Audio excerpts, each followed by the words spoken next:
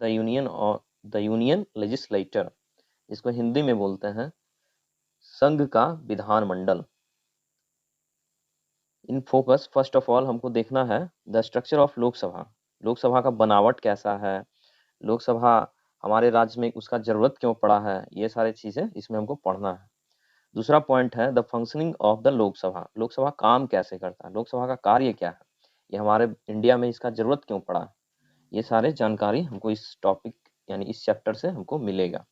The structure of Rajya Sabha. अब यहाँ पे कहा जा रहा है तीसरा पॉइंट हमारा, राज्यसभा का बनावट कैसा है, राज्यसभा के बारे में हमको जानकारी लेना। The function of the Rajya Sabha. अब राज्यसभा किस तरीके से काम करता है, राज्यसभा का काम क्या है, इसके बारे में इसमें इस टॉपिक यानी चैप्टर में हमको पढ़ना है। पांचवा पॉइंट है power of the union parliament, मतलब इसकी शक्तियां क्या है। यूनियन पार्लियामेंट जो हमारा है, सांसद जिसको बोलते हैं हिंदी में, भारतीय सांसद, उसमें क्या क्या इसकी शक्तियां हैं, किस तरीके से इसको विभाजित किया गया है, इसके बारे में जानकारी हमको ले इकट्ठा करना है। ठीक है, अब नेक्स्ट है मूव फॉरवर्ड। तो यहाँ पे कहा जा रहा है एक डायग्राम है कुछ लीडर्स का, उसके बारे में जानकारी लेने के लिए। Look at the given picture and tick the one who have been the speakers of the Lok Sabha. तो पहले इन सारे के बारे में हमें जानकारी होनी चाहिए कि ये क्या है और ये इनकी जो ये पर्सनालिटी है, तो ये कौन से क्षेत्र से बिलोंग करते थे और ये इनको क्या क्या चीज मतलब क्या क्या पद दिया गया था, तो ये जानकारी होना चाहिए। फर्स्ट है लाल कृष्ण आडवाणी, ये बीजेपी का मंत्री हुए थे। ये इनका नाम है मीरा कुमार, और ये हमारे अटल बिहारी वाजपेयी हैं, और ये हमारे हैं प्रणब मुखर्जी, और ये हमारे हैं हामिद अंसारी, डॉक्टर हामिद अंसारी इनको बोला जाता है। और ये इनमें से लगभग कुछ राष्ट्रपति हैं यानी प्रेसिडेंट, जिनको इंग्लिश में बोला जाता है। और दूसरी क्या है, यहाँ पे कहा क्या जा रहा है, look at the given picture and tick the one who have been the speakers of Lok Sabha. तो यहाँ पे एक ही है जो लोकसभा के स्पीकर हैं, मीरा कुमार। ठीक है, द कॉन्स्टिट्यूशन ऑफ इंडिया। अब हमको पढ़ना क्या है, एक मोस्ट इंपॉर्टेंट टॉपिक है द कॉन्स्टिट्यूशन ऑफ इंडिया, यानी भारत का संविधान। ठीक है, भारत का संविधान, इसके बारे में पढ़ना है। आखिर भारत में संविधान की जरूरत क्यों पड़ी, आफ्टर इंडिपेंडेंस डे भारत का को संविधान की जरूरत क्यों पड़ी, आखिर इसकी जरूरतें आई ही क्यों। ठीक है, इसके बारे में छोटी सी इसमें समरी है, उसको पढ़ना है। संविधान को बनाने में 2 years 11 month 18 days का टाइम लगा, इतना टाइम उसको बनाने में लगा। और इसका फर्स्ट कहते हैं ना कि किसी मीटिंग किसी चीज को बनाने के लिए एक बैठक किया जाता है, सबमिट किया जाता होता है, तो उसका फर्स्ट सबमिट था 9 दिसंबर 1946 को, जो आपका इसमें नहीं दिया हुआ है, लेकिन आप इसके बारे में जानकारी लिए।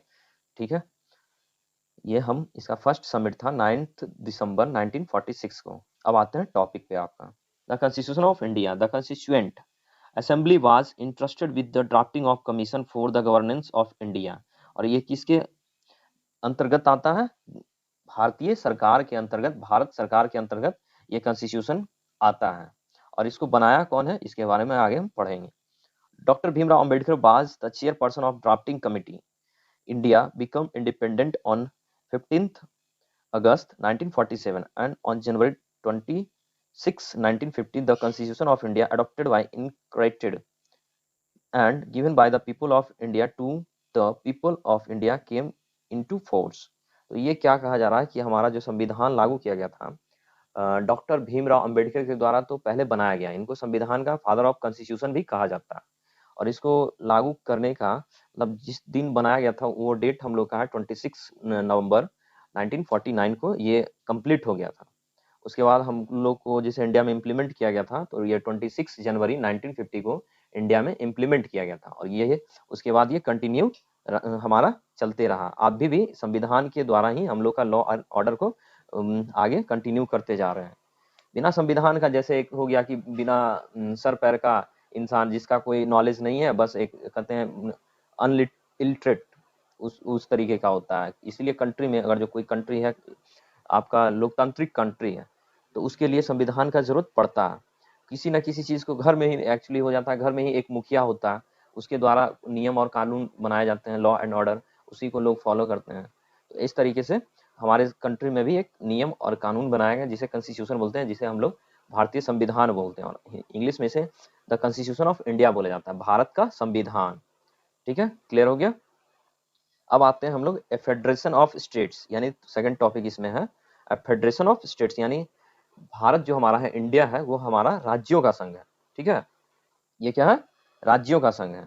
और एक होता है ग्रुप्स ऑफ स्टेट्स। इन दोनों के बीच में डिफरेंस क्या है, ये कुछ तो डिफरेंस होगा ना, क्योंकि एक फेडरेशन ऑफ स्टेट है, एक ग्रुप ऑफ स्टेट्स है, भारत भी तो है, यहाँ भी तो 29 स्टेट्स हैं, तो यहाँ भी तो ग्रुप ऑफ स्टेट्स इसको भी बोला जा सकता था, लेकिन ऐसा क्यों बोला जाता है कि फेडरेशन ऑफ स्टेट्स इसको बोलते हैं, ग्रुप ऑफ स्टेट्स क्यों नहीं बोलते हैं? ऐसा इसलिए बोला जाता है, जस्ट लाइक हमारा जो जिससे हम लोग बिजनेस ज्यादा, ट्रेडिंग जहाँ ज्यादा होता है, वो हमारा कंट्री एक है, वो अमेरिका है, तो वहाँ पे है ग्रुप्स ऑफ स्टेट्स, और बहुत सारे स्टेट्स का वो समूह है। तो ऐसा है कि हम लोग का जो कंट्री है वो तो प्योर लोकतांत्रिक कंट्री है, और ये है हमारा फेडरेशन ऑफ स्टेट्स है, और वो है ग्रुप ऑफ स्टेट्स। दोनों में डिफरेंस क्या होता है कि एक है कि ग्रुप्स ऑफ स्टेट्स में होता है कि कोई भी स्टेट्स अपने मर्जी से सेपरेट हो सकता है, उस कंट्री से अपने ही मर्जी से वो सेपरेट हो सकता है, लेकिन फेडरेशन ऑफ स्टेट्स में आप अपने मर्जी से सेपरेट नहीं हो सकते। ये मोस्ट इंपॉर्टेंट पॉइंट है, ये दोनों के डिफरेंस को बताने के लिए, ग्रुप्स ऑफ स्टेट्स को और ग्रुप्स और फेडरेशन ऑफ स्टेट्स को समझाने के लिए। अब आते हैं टॉपिक पे, क्या कहा जा रहा है। Article 1 of the constitution states that India shall be union of states, तो मतलब हमारा जो भारतीय संविधान के द्वारा अनुच्छेद, यानी आर्टिकल को अनुच्छेद बोला जाता है, तो अनुच्छेद प्रथम यानी फर्स्ट में कहा गया है कि अब भारत को राज्यों का संघ कहा जाता है। ठीक है, ये कहा जाता है हमारा किस आर्टिकल में, आर्टिकल फर्स्ट में।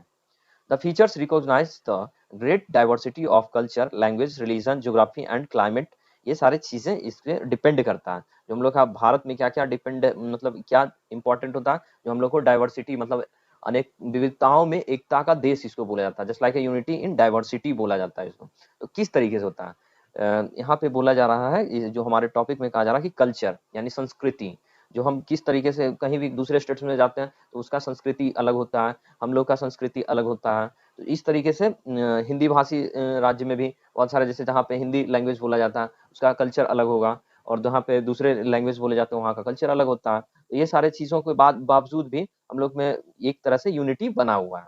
दूसरा क्या हो गया, लैंग्वेज, भाषा, जस्ट लाइक हम लोग क्या है, हिंदी भाषी कंट्री, मतलब हिंदी भाषी स्टेट्स जो है हमारा, हिंदी लैंग्वेज बोलने वाले बहुत सारे स्टेट्स हैं, और हम लोग साउथ इंडिया में चले जाते हैं तो मलयालम बोलने वाले हैं, कन्नड़ बोलने वाले हैं, तेलुगु हो गया, तमिल हो गया, ये सारे भी लैंग्वेज बोलते हैं। तो हम लोग, वो ऐसा नहीं है कि वो लोग सेपरेट हैं, हम लोग भी सेपरेट हैं, ऐसा नहीं है। वो लोग भी इस चीज को मानते हैं, और यूनिटी इन डाइवर्सिटी का ये बहुत ही बेहतरीन उदाहरण है, एग्जाम्पल इसको बोल सकते हैं। यह रिलीजन, धर्म, जैसे हो गया हमारे भारत देश में मुख्यतः, मतलब मोस्ट इंपॉर्टेंट होता है कि फोर रिलीजन को ज्यादा यहाँ पे मान्यता दिया गया, जस्ट लाइक हिंदू हो गया, मुस्लिम हो गया, सिख हो गया, ईसाई हो गया, ये सारे जो हमारे पास रिलीजन है, धर्म है, सब का अपना एक इम्पोर्टेंस होता है, अपना अपना एक जगह पर, अपना प्लेस पे सबका एक इम्पोर्टेंस होता है। दूसरा तीसरा क्या है, geography.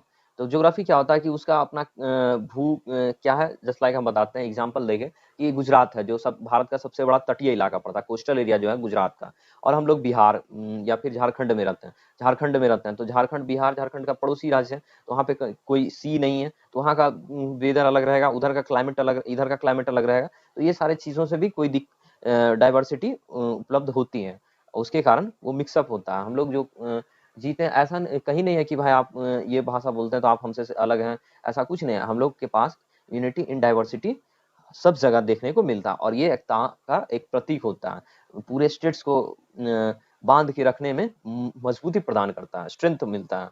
It give power to individual state yet maintain the unity of the country, यही हम अभी आपको बता रहे थे। It give power to individual states it maintain the unity of the country, और हमारे देश को एक मजबूती प्रदान करने के लिए ये बहुत ही अच्छा है, यूनिटी इन डाइवर्सिटी। देखिए एक डायग्राम हम लोग के पास दिया हुआ है, यहाँ पे बनाया हुआ है पार्लियामेंट, और हैंड शेक किया हुआ है सारे लोग, India is a federation of states, ये इसका मतलब बेहतरीन उदाहरण दिया हुआ है, एकदम बहुत ही अच्छा सुटेबल एग्जाम्पल जिसको बोला जा सकता है। ठीक है, नेक्स्ट टॉपिक हमारा है,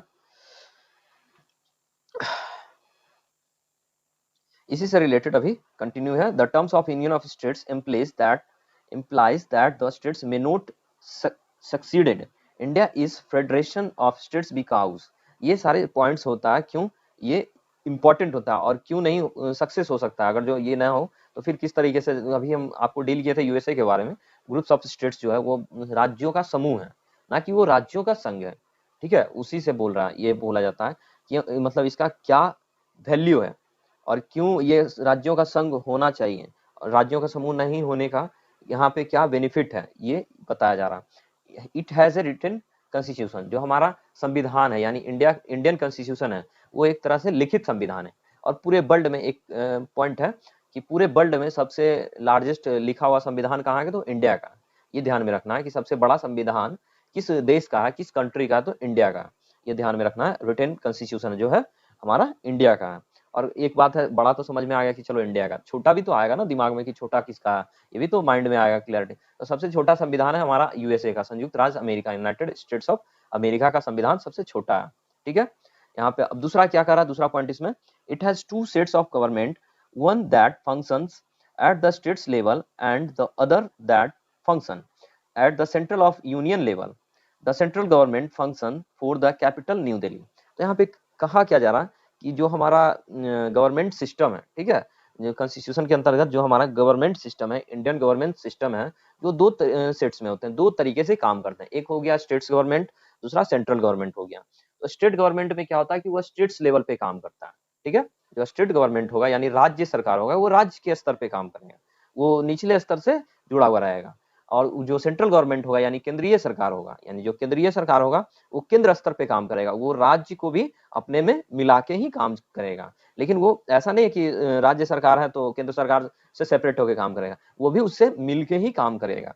ऐसा नहीं है, माइंड में नहीं रखना है कि भाई राज्य सरकार है तो हम सेपरेट हो गए, ऐसा नहीं माइंड में होना चाहिए। वो भी उससे मिलेगा, लेकिन सबका अपना लेवल है, लिमिट है कि वो अपना इस लिमिट में काम करेगा और उसका अपना ये लिमिट है, उसके अनुसार काम करेगा। ठीक है, और ये जो हमारा सेंट्रल गवर्नमेंट है उसका कैपिटल है, जैसे राज्य सरकार हो गया तो राज्य का कैपिटल उसका खुद का होगा, स्टेट्स का कैपिटल होता है ना, जस्ट लाइक झारखंड का कैपिटल क्या हो गया, रांची हो गया, बिहार का कैपिटल क्या हो गया, पटना हो गया, उड़ीसा का कैपिटल क्या हो गया, भुवनेश्वर हो गया। ये सारे अपना अपना कैपिटल, वहां से ये लोग अपना स्टेट गवर्नमेंट सरकार चलाती है। तो उसी तरीके से हमारा जो यूनियन ऑफ फेडरेशन है, जो हमारा राज्यों का संघ है जिसको इंडिया बोलते हैं, तो इंडिया का भी तो कैपिटल होगा, तो इंडिया का जो कैपिटल है, राजधानी है, वो हमारा न्यू दिल्ली है। ठीक है, पहले अगर जो हम इसको थोड़ा सा, अगर जो हम कैपिटल के बारे में छोटा सा जानकारी लें, तो इसको हमको थोड़ा सा हिस्ट्री के बारे में जानकारी लेना पड़ेगा, इतिहास में थोड़ा सा इन करना पड़ेगा। पहला था, फर्स्ट ऑफ ऑल, इसका कैपिटल कब बनाया गया न्यू दिल्ली को, या आप मतलब बिफोर इंडिपेंडेंस के पहले कुछ जानकारी हो जाए, तो ये हो गया 1912 में इंडिया का कैपिटल बनाया गया था न्यू दिल्ली को, जो अभी तक कंटिन्यू है। ठीक है, उससे पहले तो पता होगा ना कि चलो कैपिटल बन गया 1912 में, ये तो समझ में आ गया, 1912 में इसको कैपिटल बनाया गया, लेकिन उससे पहले भी तो होगा ना कि ये कैपिटल कहाँ था, ये तो भी मन में आपके माइंड में आता होगा कि ये इसका कैपिटल कहाँ होगा, इसके पहले कहीं ना कहीं तो किसी इंसान का वजूद होता है, तो वो कहाँ से होगा, ये तो क्लैरिटी होना चाहिए। तो इसका पहले 1912 से पहले इसका कैपिटल, इंडिया का कैपिटल था कोलकाता। ये ठीक है, ये क्लियर हो गया। तो ये उसके बाद अब ये हो गया, शिफ्ट हो गया न्यू दिल्ली, जो अभी तक कंटिन्यू है, आफ्टर इंडिपेंडेंस भी कंटिन्यू है। नेक्स्ट टॉपिक क्या है हमारा, नेक्स्ट पॉइंट है, the constitution divides power of subject, the constitution divides power or subject for legislation between the union government and state government। तो ये क्या हो गया, शक्तियों का बंटवारा। ठीक है, शक्ति जो पावर ऑफ जो हमारा है सब्जेक्ट है, पावर और सब्जेक्ट किस तरीके से, किसका विषय वस्तु है, कौन सा विषय ये इसके पास रहेगा और कौन सा विषय उसके पास रहेगा। जस्ट लाइक हम एग्जांपल लेते हैं, सिंपल सा एग्जांपल, क्या हम आपको पढ़ा रहे हैं तो क्या दे रहे हैं, आपको हम एजुकेशन दे रहे हैं, शिक्षा दे रहे हैं, नॉलेज करिए, गेन करिएगा। तो एजुकेशन का महत्व क्या, एजुकेशन तो सेंट्रल लेवल पे भी होती है और स्टेट लेवल पे होती है, तो वो दोनों पे होगा तो वो कहाँ चला जाएगा, तो वो हो जाएगा सेंट्रल लेवल के पास रहेगा, क्योंकि वो दोनों के पास जा रहा है। ठीक है, जब दोनों इसमें हस्तक्षेप कर सकते हैं, हस्तक्षेप मतलब होता है कि पार्टिसिपेट करना। ठीक है, तो पार्टिसिपेट करते हैं, सेंट्रल लेवल का के लोग भी इसमें पार्टिसिपेट करते हैं, स्टेट लेवल के लोग भी इसमें पार्टिसिपेट करते हैं, क्योंकि शिक्षा एक हो गया, एक तरह से हम लोग का राइट है, अधिकार है, इसको हम लोग को ग्रहण करना है। तो कहा जाता है कि इसमें आर्टिकल 21 ए, आर्टिकल 21 ए के अनुसार हम लोग को, मतलब जो 6 वर्ष से बच्चे, मतलब 6 ईयर टू 14 ईयर्स के जो बच्चे होते हैं, उनको free and compulsory education right to, मतलब फंडामेंटल राइट्स हैं, उन लोगों को मौलिक अधिकार है, उनको देना चाहिए। तो शिक्षा जो हमारा है, वो सब्जेक्ट जो हमारा, वो समवर्ती यानी हमारा हो गया, वो यूनियन के गवर्नमेंट के पास रहेगा। अब सिंपल सा दूसरा हम एग्जांपल लेते हैं, पुलिस। तो ये तो पुलिस हो गया, तो ये हमारा क्या होता है, जो पुलिस जो होता है वो स्टेट गवर्नमेंट के पास रहता है, क्योंकि वो राज्य सरकार का संपत्ति है, वो राज्य सरकार के अंतर्गत आते हैं, स्टेट गवर्नमेंट के अंतर्गत आते हैं। तो वो ऐसा नहीं तो सेंट्रल गवर्नमेंट अपॉइंट करेगा, पुलिस अपॉइंट नहीं करता सेंट्रल गवर्नमेंट, वो स्टेट गवर्नमेंट का होता है। अब एक इशू आ रहा है कि चलो ये हमारा जो है यूनियन टेरिटरीज जो है उसमें तो पुलिस अपॉइंट करेगा, तो वो अलग चीज है। यहाँ स्टेट्स और यहाँ पे हम लोग आपका इंडियन कैपिटल जो स्टेट्स है और सेंट्रल गवर्नमेंट के बारे में जानकारी लिया जा रहा है।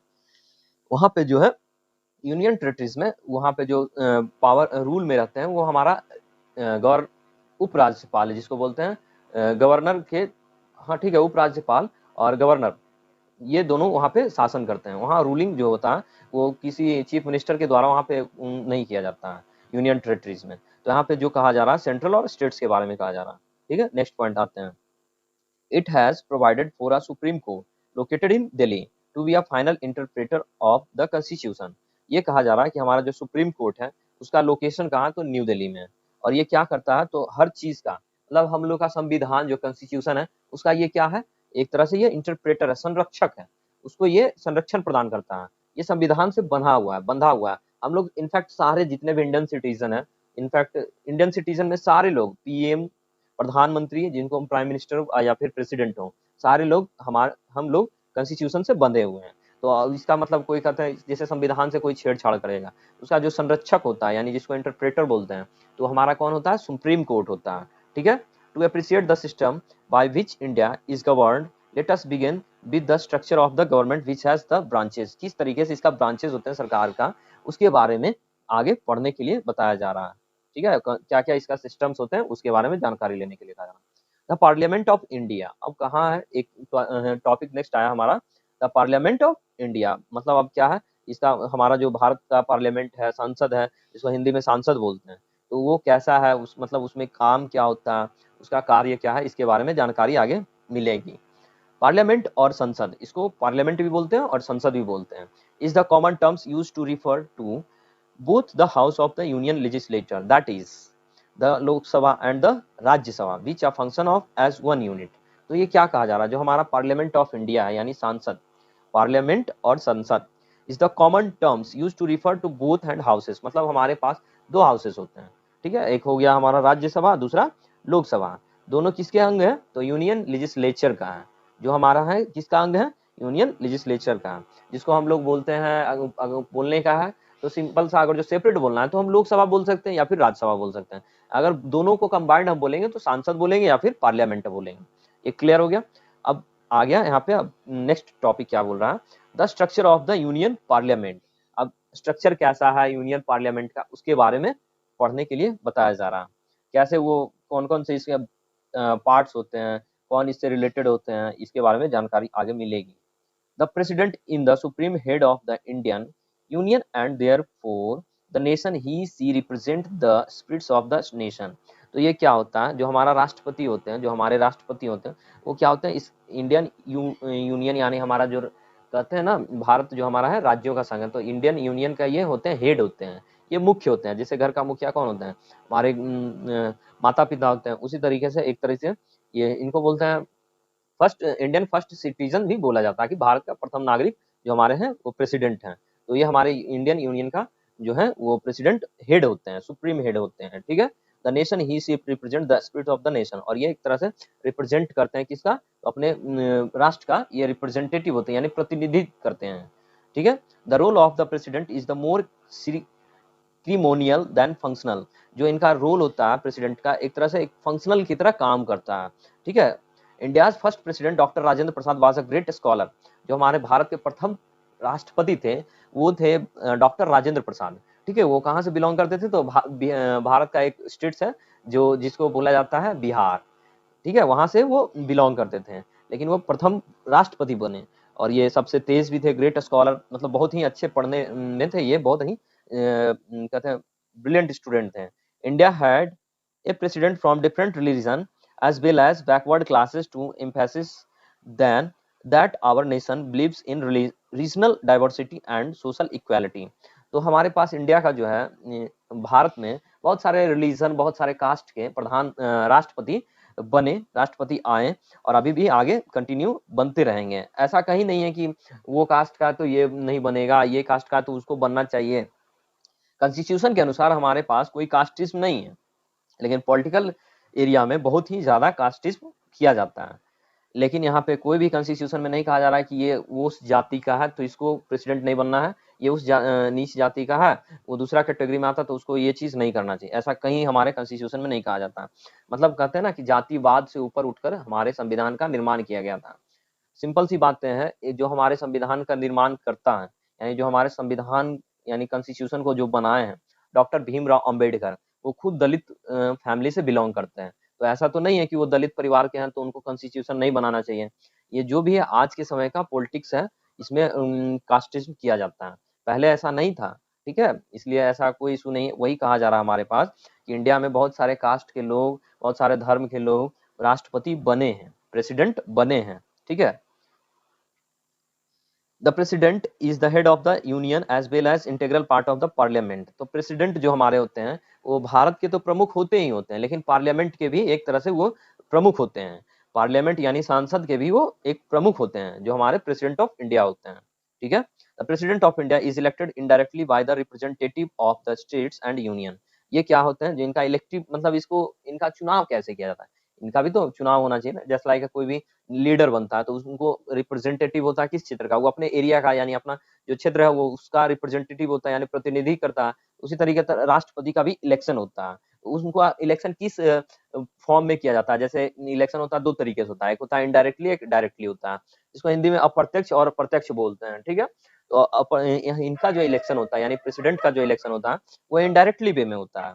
ठीक है, और इसमें कौन कौन से लोग भाग लेते हैं ये भी जानकारी होना चाहिए, क्योंकि जब राष्ट्रपति का चुनाव के बारे में कहा जा रहा है, यानी राष्ट्रपति जो हमारे प्रेसिडेंट के इलेक्शन के बारे में कहा जा रहा है, तो इनमें लोग भाग जो लेते हैं, इसमें पार्टिसिपेट करते हैं, तो हमारे जो होते हैं विधानसभा यानी राज्य का यानी स्टेट्स असेंबली जो हमारा है विधानसभा, उनके जो लीडर होते हैं वो भाग लेते हैं।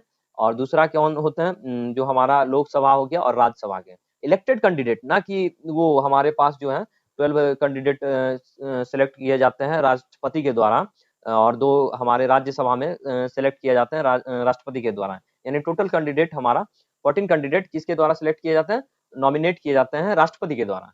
और यहाँ पे राष्ट्रपति का जब इलेक्शन होगा तो ये 14 कैंडिडेट वहाँ पे इलेक्शन में भाग नहीं लेते हैं, यानी राष्ट्रपति का इलेक्शन में, प्रेसिडेंट का इलेक्शन में वो भाग नहीं लेते हैं, नॉमिनेटेड रहते हैं, ना कि वो निर्वाचित रहते हैं। निर्वाचित मतलब इलेक्टेड होना। दो तरीके होता है, एक नॉमिनेटेड होता है, एक इलेक्टेड होता है। तो नॉमिनेटेड जो होते हैं वो 14 कैंडिडेट होते हैं, उसमें मतलब नॉमिनेटेड कैंडिडेट में क्या होता है कि जो लीडर बनते हैं उनमें क्या होता है कि हमारा लोग जो है बहुत सारे जो खेल हो गया, एंग्लो इंडियन हो गए, या फिर कोई क्षेत्र में जैसे लाइक राज्यसभा में 12 कैंडिडेट जो इलेक्ट किए जाते हैं, उनका क्या है कि वो विभिन्न क्षेत्रों से बिलोंग करते हैं। जैसे लाइक खेल हो गया, स्पोर्ट्स हो गया, या फिर लिटरेचर हो गया, बहुत सारे क्षेत्रों से वो बिलोंग करते हैं। या फिर डांस हो गया, लोग कोई सिंगिंग क्षेत्र से होंगे, वो कला साहित्य से ये बिलोंग करते हैं, तो वो हम सारे उनको सेलेक्ट नॉमिनेट करते हैं।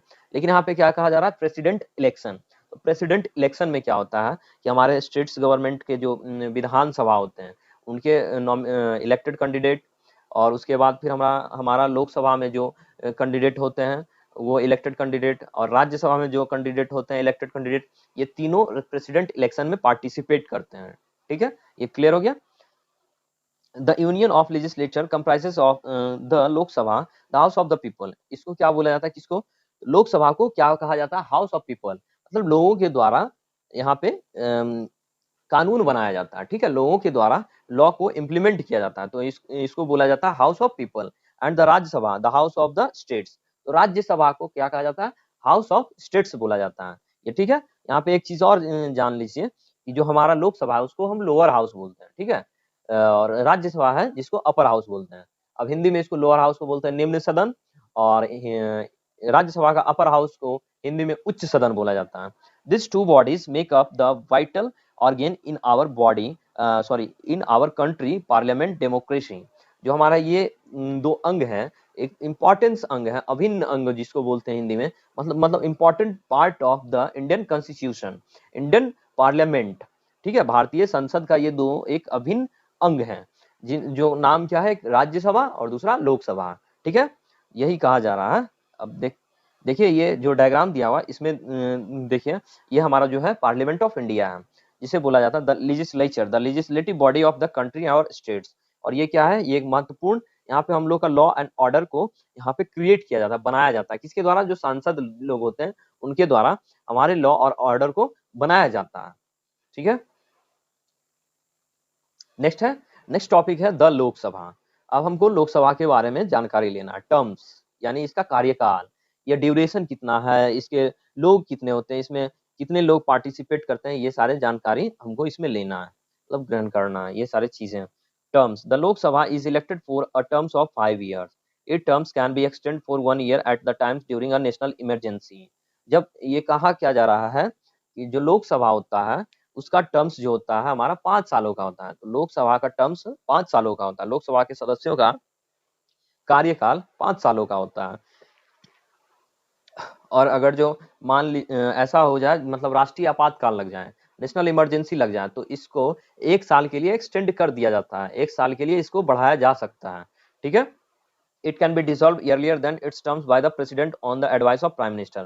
ऐसा भी कहा जाता है कि इसको हम जस्ट लाइक क्या मतलब ऐसा है कि प्रधानमंत्री के सलाह पर राष्ट्रपति इसको किसी भी समय डिसॉल्व कर सकते हैं, मतलब इसको विघटित कर देंगे। ठीक है, इसको खत्म कर सकते हैं। कैसे होगा? तो राष्ट्रपति की मतलब प्रधानमंत्री कहेगा कि सदन का जो कार्यवाही है, सदन का जो है वहां पे जो भी कोई भी लॉ आया, कानून आया, उसको पास होने में दिक्कत हो रहा है, और हर कानून के साथ ऐसा हो रहा है, लोग सही से बिहेव नहीं कर पा रहे हैं। तो यहाँ पे प्राइम मिनिस्टर क्या कहेगा? प्राइम मिनिस्टर के सलाह पर प्रेसिडेंट इसको विघटित कर सकते हैं। ठीक है, किसी इसका टर्म पूरा होने का वेट नहीं कर सकते, ये अंडर 5 years ये इसको विघटित कर सकते हैं। ठीक है, it can be voted out of the power of debate and vote on the no confidence motion. और ये कैसे किया जा सकता है? जो वोट होता है, वोटिंग किया जाता है डिबेट के लिए, और ये नो कॉन्फिडेंस मोशन के लिए भी ये वोट किया जाता है। During the 13 Lok Sabha, Bharatiya Janata party lost a no confidence motion, one vote has to resign।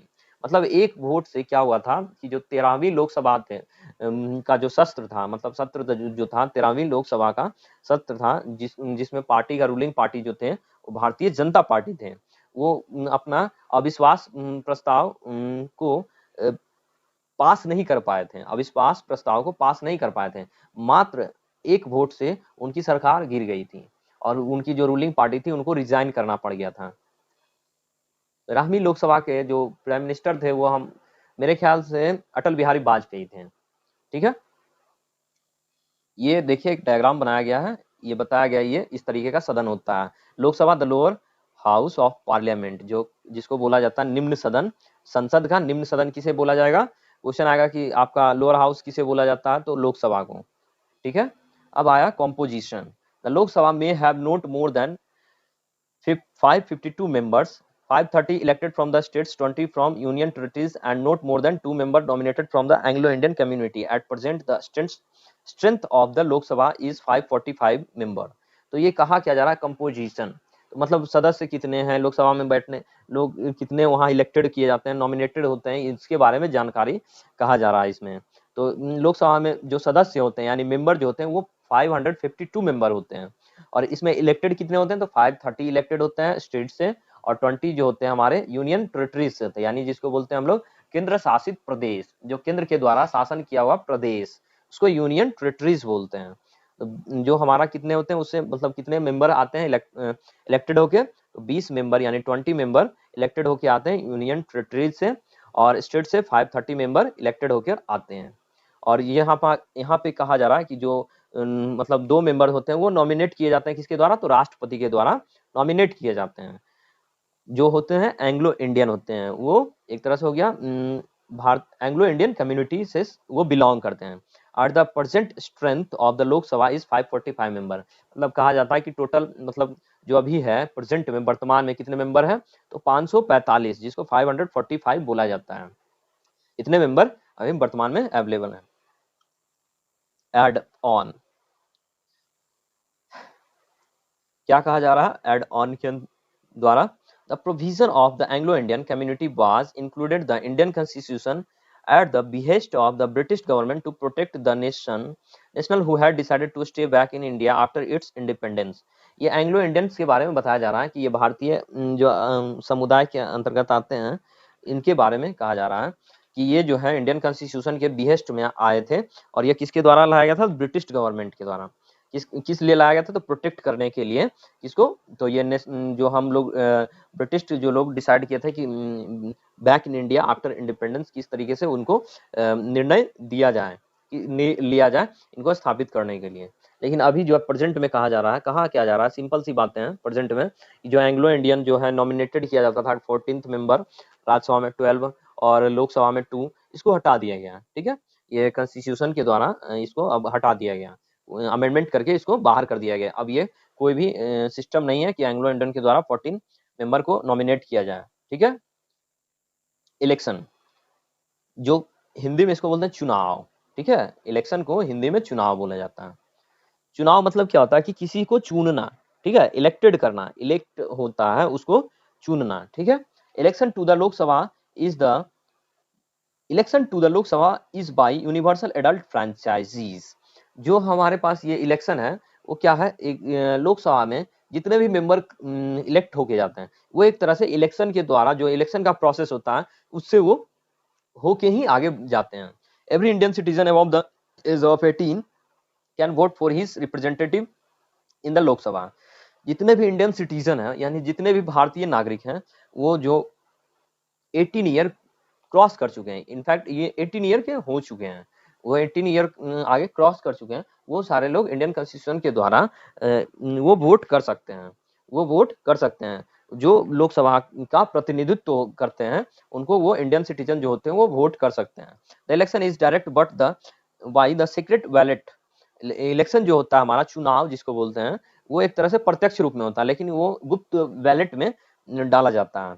So the no body is threatened or coerced into voting for a particular party or a individual। तो कहा क्या जाता है कि ये सीक्रेट बैलेट के लिए इसलिए कहा जाता है कि कोई भी ऐसा ना हो कि लीडर जो हमारे इंडियन सिटीजन है उनको धमकाए या फिर थ्रेट करे, उनको मतलब मनी पैसा देके कि भाई तुम हम ही को वोट देना, ऐसा नहीं किया जा सके। ये इंडियन कॉन्स्टिट्यूशन के खिलाफ है। ठीक है, ये चीज नहीं करना है कि आप एक इंडिविजुअल व्यक्ति को इलेक्ट करना है कि नहीं हमको सिर्फ उसी को वोट देना। जो हमें अच्छा लगेगा, जो हमारे लिए विकास करेगा, जो हमारे इंफ्रास्ट्रक्चर को सही करेगा, डेवलपमेंट करेगा, उसी को बेस्ट लीडर को चुनने का हर भारतीय नागरिक का अधिकार है। ठीक है, the election commission an autonomous body elected by the president of India organizes, manage and oversees the entire process of conducting election। तो इलेक्शन जो होता है, चुनाव होता है, वो किसके द्वारा करवाया जाता है? जो हमारा होता है चुनाव आयोग, जिसको बोलते हैं हम लोग इंग्लिश में इलेक्शन कमीशन। ठीक है, उसके द्वारा ये हमारा जो सेंट्रल इलेक्शन होता है उसका कंडक्ट किया जाता है। और इसका मतलब ये किसके द्वारा, ये जो इसका चुनाव का हेड कौन होता है? तो हमारा प्रेसिडेंट ऑफ इंडिया होता है, उसके द्वारा उनके द्वारा ये इलेक्शन को ऑर्गेनाइज किया जाता है, मैनेज किया जाता है, नियंत्रण में रहता है। उन्हीं के द्वारा ये लोकसभा का इलेक्शन को कंडक्ट किया जाता है। लेकिन ये करता कौन है? तो इलेक्शन कमीशन ऑफ इंडिया। ठीक है, नेक्स्ट पॉइंट है constituency. A constituency in an area demarcated for the purpose of election. In other words, it is an area or locality with a certain number of people who choose a person to represent them in the Lok Sabha। तो इसमें कहा क्या जा रहा है? जो हमारा constituency है, जैसे लाइक जो क्षेत्र है, संवैधानिक क्षेत्र जिसको बोलते हैं, कंस्टिट्यूएंसी के द्वारा, जैसे लाइक हम झारखंड में रहते हैं, तो झारखंड में रहते हैं तो रांची का एक होगा ना, रांची का क्षेत्र होगा, तो रांची के क्षेत्र से जो एमपी खड़ा होंगे, मेंबर ऑफ पार्लियामेंट, उनको हम लोग को इलेक्टेड करने का, इंडियन सिटीजन को इलेक्टेड करने का अधिकार है। वहाँ पे बहुत सारे कैंडिडेट खड़ा होंगे स्टैंड बाय में, तो उनको कौन अच्छा कौन बढ़िया है तो ये एवेल्युएट कर सकते हैं। ये इंडियन सिटीजन का तो अपना राइट है कि उनको अपने इलेक्ट करने का अधिकार है, कौन अच्छा है कौन बुरा है, कौन गुड है कौन बैड है, इसको हम इलेक्ट कर सकते हैं। किसके लिए? तो लोकसभा के लिए। जो हमारा क्या होगा? प्रतिनिधित्व होगा हमारा, वो क्या करेगा? तो कहते हैं ना वॉइस, आवाज बनेगा, जो हम लोग को दिक्कत होगा उसको वो ठीक करेगा। ये सारी चीजें होते हैं। तो किसका ये प्रतिनिधित्व करेगा? तो लोकसभा में जनता का प्रतिनिधित्व करेगा, यानी अपने क्षेत्र की जनता का ये लोकसभा में जो लीडर चुन के जाएगा, इलेक्टेड होकर जाएगा, वो प्रतिनिधित्व करेगा। उसके बाद कहा जा रहा है etch states and union territories in divided into territorial constituency. जो हमारा प्रत्येक राज्य है और प्रत्येक केंद्र शासित प्रदेश है, वो दो तरीके का कंस्टिट्यूएंसी में विभाजित किया गया है। The division is not based on area but of population. ऐसा नहीं है कि इसको विभाजित करने के लिए क्षेत्र का जरूरत पड़ा है, ऐसा नहीं है। यहाँ पे किसके द्वारा किया गया, तो पॉपुलेशन यानी हो गया जनसंख्या के आधार पे इसमें डिवीजन किया गया है। ठीक है, यहाँ पे कहा जा रहा है लेट अस कंसीडर्ड मिजोरम, मतलब मिजोरम के बारे में कहा जा रहा है, राजस्थान हो गया and Uttar Pradesh. Uttar Pradesh largest states, large states with dense population, मतलब यहाँ पे कहा जा रहा है उत्तर प्रदेश के बारे में कि जो हमारा उत्तर प्रदेश है वो भारत में सबसे बड़ा राज्य है। तो हम जो उत्तर प्रदेश है वो क्या है, भारत में सबसे बड़ा राज्य है। घनत्व किसके द्वारा, तो जन घनत्व के कारण, जनसंख्या जो है वहां पे पॉपुलेशन है उत्तर प्रदेश में ज्यादा है। और यहाँ पे कहा जा रहा है, चलो ठीक है, जनरल नॉलेज कुछ बच्चों को ये भी पता होगा कि चलो ये तो ठीक है कि हमारा जो उत्तर प्रदेश है वो सबसे बड़ा राज्य है, लेकिन एक चीज और यहाँ पे कंफ्यूजन नहीं होना चाहिए बच्चों को कि जो एरिया के व्यू से अगर जो कहा जाएगा कि क्षेत्रफल की दृष्टि से यानी एरिया के व्यू से, तो हमारा जो सबसे बड़ा राज्य होगा वो राजस्थान होगा। ठीक है, ये क्लैरिटी होना चाहिए। यहाँ पे क्या किसके दृष्टि से कहा जाता है, पॉपुलेशन व्यू से, तो हमारा कौन सा होगा राज्य, उत्तर प्रदेश होगा, ये क्लैरिटी होना चाहिए। ठीक है, और यहाँ पे कितने कंस्टिट्यूएंसी है, 80 कंस्टिट्यूएंसी, मतलब यहाँ पे कितने लोग रिप्रेजेंटेटिव जो होते हैं वो प्रतिनिधित्व होते हैं, लोकसभा में इलेक्टेड होते हैं उत्तर प्रदेश में, तो 80 कंस्टिट्यूएंसी होते हैं, यानी 80 मेंबर होते हैं किसके, एमपी होते हैं लोकसभा का। ठीक है, उत्तर प्रदेश में। अब कहा जा रहा है Rajasthan, Rajasthan through a largest state has a lesser constituency as it is separately populated. यहाँ पे कहा जा रहा है राजस्थान के बारे में। ठीक है, ये भी एक लार्ज स्टेट्स है, लेकिन इसके पास क्या है, संवैधानिक रूप से ये बहुत ही कम है। ठीक है, और यहाँ पे पॉपुलेशन उतना नहीं है किसके अपेक्षा, हमारा उत्तर प्रदेश के अपेक्षा। ठीक है, हम बता दिए ना कि आपको ये उत्तर प्रदेश और राजस्थान में अंतर क्या है, एक एरिया के व्यू से हो गया बड़ा और एक पॉपुलेशन के व्यू से बड़ा हो गया, ये क्लैरिटी होना चाहिए। उसके बाद क्या कहा जा रहा है, the tiny separately populated states of Mizoram has just one constituency. जो एक है हमारे इंडियन स्टेट्स है जो मिजोरम, उनके पास मात्र एक कंस्टिट्यूएंसी, मतलब एक ही एमपी वहां से सिलेक्ट किए जाते हैं, क्योंकि वहां का पॉपुलेशन कम है। पॉपुलेशन यानी प्रति 10 लाख जनसंख्या आबादी, मतलब प्रति 10 लाख पॉपुलेशन पे एक एमपीज को सिलेक्ट किए जाते हैं। ठीक है, ये ध्यान में रहना चाहिए। A map of Lok Sabha constitution of Delhi, मतलब ये दिल्ली का कॉन्स्टिट्यूशन है, दिल्ली का किस तरीके से एमपीज कहाँ कहाँ से इलेक्ट होते हैं इसके बारे में बताया जा रहा है।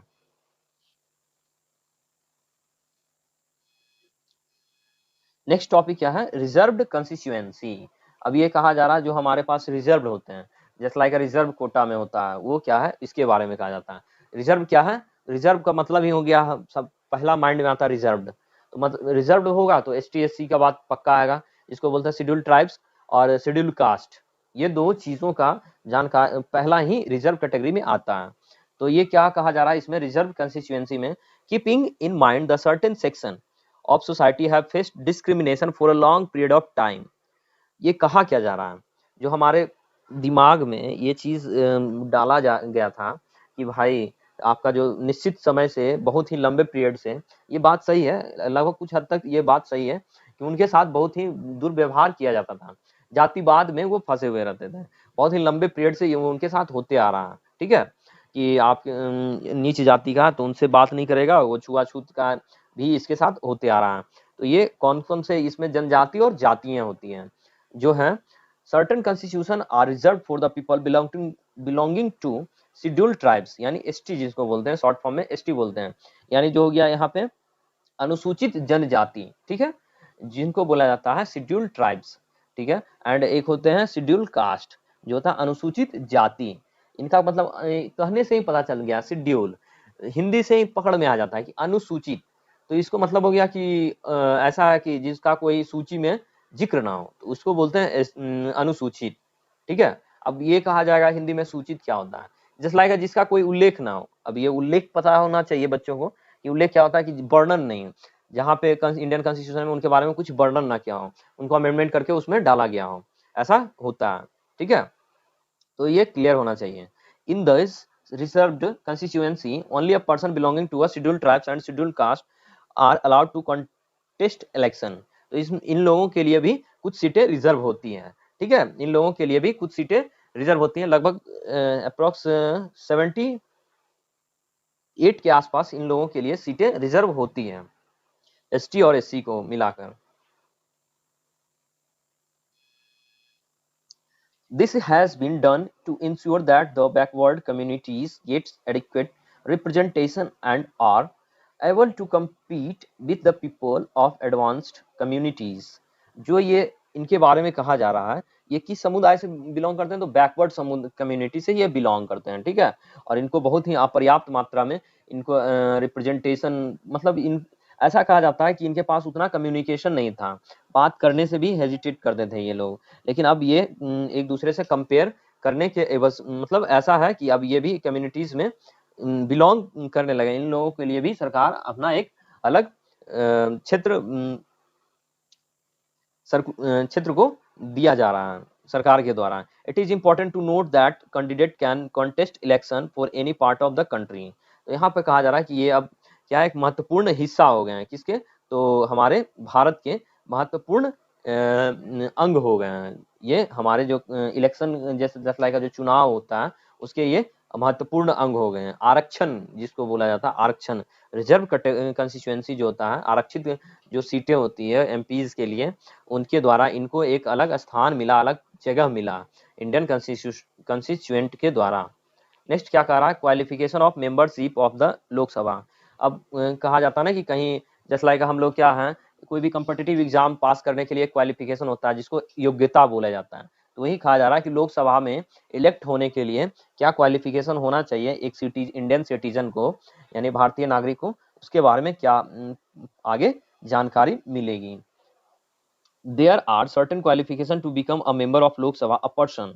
तो ये एक निश्चित क्वालिफिकेशन होता है, एक निश्चित योग्यता होता है मेंबर बनने के लिए लोकसभा का, ठीक है। क्या होना चाहिए, पहला पॉइंट करा, should be a citizen of India, यानी वो पहले भारत का नागरिक होना चाहिए। मोस्ट इंपॉर्टेंट थिंग है कि उनको भारत का नागरिक होना चाहिए। Should be a 25 year of age और मोर, मतलब कहा जा रहा है कि 25 ईयर मिनिमम, मतलब 25 ईयर्स के होने चाहिए। उनसे ज्यादा हो सकता है लेकिन उससे मिनिमम नहीं हो सकता। कहा जाएगा कि भाई 24 साल हुआ, 24 ईयर हुआ, वो क्या बन सकता है, ऐसा नहीं है, वो नहीं बन सकते हैं। तीसरा पॉइंट करा, be enrolled on the electoral list, मतलब उनका नाम वोटर लिस्ट में होना चाहिए, ठीक है। इलेक्ट्रोल लिस्ट मतलब वही हो गया कि जो हमारे पास इलेक्शन के द्वारा, इलेक्शन में जो बनाया जाता है वोटर लिस्ट, उसमें उनका नाम होना चाहिए, ठीक है। Be of sound mental health, ठीक है, इसमें कहा जा रहा है कि वो मानसिक स्थिति उनका ठीक होना चाहिए, ठीक है। दूसरा क्या कहा जा रहा है, तीसरा मतलब नेक्स्ट पॉइंट कहा जा रहा है, not be an economic offender that is guilty of non payment of government taxes. ऐसा ना हो कि ये, इस पॉइंट में कहा जा रहा है कि ऐसा ना हो कि वो टैक्सेस का सही से वो टैक्सेस पे नहीं कर रहे हैं, हाँ ठीक है। Not to be a convicted criminal, और ये भी कहा जा रहा है कि वो कहीं क्रिमिनल आपराधिक मामलों में वो संलिप्त ना हो, यानी वो उस जस्ट लाइक कोई क्रिमिनल ऑफेंस में वो पकड़े ना गए हों, या फिर वो क्रिमिनल एक्ट में वो ऐसा नहीं होना चाहिए, ठीक है। Note hold any office two of profit under the government, मतलब ये भी कहा जा रहा है कि वो किसी लाभ के पद पे भारत सरकार के द्वारा, हिंदी में बता रहे हैं कि किसी लाभ के पद पे भारत सरकार के द्वारा वो ग्रहण ना कर रहे हो। Not to be undischarge installment, ठीक है।